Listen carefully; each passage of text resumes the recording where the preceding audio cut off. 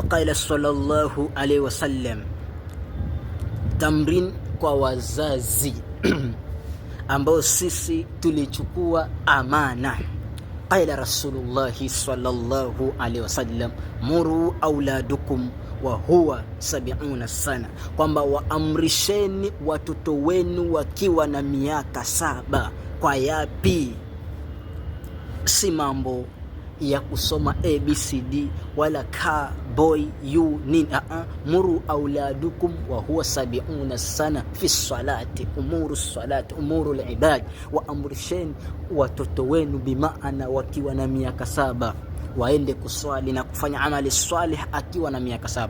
Wadhribuhum, na watieni mbokora, watandikeni, wapigeni watoto wakiwa na miaka wakiwa na miaka 10, kwa mambo yote, mchakato mzima wa kumcha Allah tabaraka wa taala.